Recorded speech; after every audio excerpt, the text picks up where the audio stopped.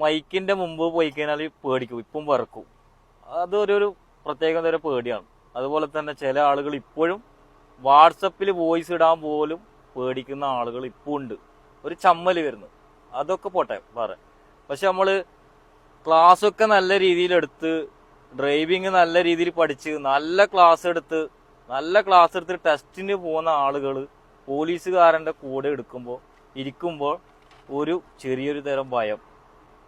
ഞാൻ പറയുന്ന സുഹൃത്തുക്കളെ, നിങ്ങൾ അവസരങ്ങൾ നഷ്ടപ്പെടുത്തരുത്.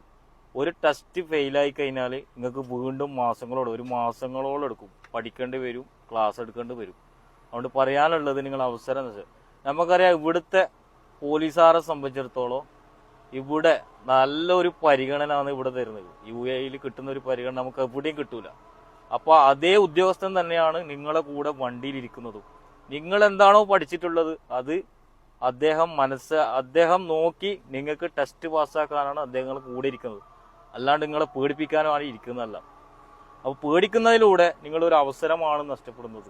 ഇപ്പോൾ ചില ആളുകൾ ടെസ്റ്റിന് പോയി കഴിഞ്ഞാൽ അന്ന് ചില സമയം ഈ വണ്ടി വേപ്പർ ഇങ്ങനെ ഓണാക്കി വെക്കും.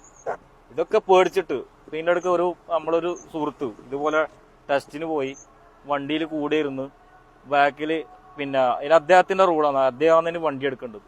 ബാക്കിൽ നിന്ന് ഡോറ് തുറന്ന് ഡോറ് ക്ലോസ് ചെയ്യാണ്ടാണ് അദ്ദേഹം വന്ന് ഇവിടെ ഇരിക്കുന്നത്. അത്രയും ഒരു വെപ്രാളം, എന്താ പറയാ, ഒരു ബേജാറ്. അപ്പൊ അങ്ങനെ വരുന്നതിലൂടെ നിങ്ങളൊരു അവസരമാണ് നഷ്ടപ്പെടുന്നത്. അപ്പൊ ആരും പേടിക്കേണ്ട ഒരു ആവശ്യമില്ല. അദ്ദേഹത്തിന്റെ ഡ്യൂട്ടിയാണ് നിർവഹിക്കുന്നത്. നിങ്ങൾ പഠിച്ചത് പ്രകാരം ക്ലാസ്സുകൾ കൊടുക്കുക, പഠിച്ചത് പ്രകാരം വണ്ടി എടുത്ത് കാണിച്ചു കൊടുക്കുക. അത്ര പോണ്ട്. ഇൻഷാ അല്ലാഹ്.